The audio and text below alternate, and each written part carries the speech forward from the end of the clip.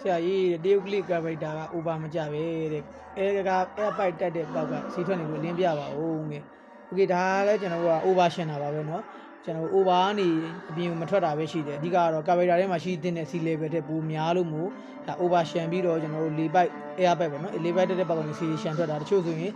လေဘူးထဲမှာတော့ C တွေအများကြီးပြည့်ဝင်သွားရှိပါတယ်ဒါကလည်းအခုဖြစ်တာကလည်းကျွန်တော် over ကြတာပါပဲ over ရှင်းတာပါပဲเนาะ over ရှင်းလို့မို့အခုလိုမျိုး C ရှင်းတာပေါ့เนาะအဲ့တော့လောက်ရမှာတော့ character C ပါဒုံးကြီးအပင်အခွက်အဓိကတော့ဒုံးကြီးနဲ့သူ့ရဲ့ဒုံးကြီးခွက်ပေါ့နော်အခွက်ဒုံးကြီးအခွက်ခေါ်ပါမယ်အဲ့ဒီကောင်တွေကမကိုက်ညီလို့တို့မို့လဲကြီးပိတ်လို့ပေါ့နော်အဲ့ဒါကိုတခြားဆေးကြောလိုက်ပါရနိုင်ပါတယ်အကယ်ဆေးလို့မှအဆင်မပြေဘူးဆိုတော့အခြား character တစ်လုံးကဒုံးကြီးဖြစ်ပြီးလဲရင်လဲကြီးပေါ့နော်အဆင်ပြေတယ်ဆိုတော့ကျွန်တော်လဲရင်တော့ပိုကောင်းပါတယ်ဆေးဓာတ်တွေကကျွန်တော်ရတော့ရတယ်တခါလေးပြန်ဖောက်တာလည်းရှိတတ်ပါတယ်အဲ့တော့ခုဟာဖြစ်တာကလည်း over ရှင်းတာပါပဲဒါပေမဲ့125လို့ over bike ကမကြပါပဲနဲ့air cleaner ကိုကြာသွားတဲ့ဘောပေါ့နော်အဲ့ဒါဆိုရင်မိတ်ဆွေညီကိုကဖြစ်တာက over ရှင်းတာတော့ over ရှင်းတာပဲเนาะအဲ့တော့ over ရှင်းတာကိုဖြည့်ရှင်းတဲ့ညီတော့မိတ်ဆွေညီကိုတီးပြီးသားဖြစ်ပါလိမ့်မယ်အဲ့တော့အဲ့ဒါကိုခုနစီကျိုးမယ်ဒုံကြီးလဲမယ်မရရင်တူတန်လေးနဲ့ခိုင်းလို့ရသေးတယ်နောက်ဆုံးမရရင်တော့အစ်စ်လဲပါเนาะဒါဆိုတော့အဆင်ပြေပါလိမ့်မယ်ကျေးဇူးတင်ပါတယ်เนาะအဆင်ပြေပါစေ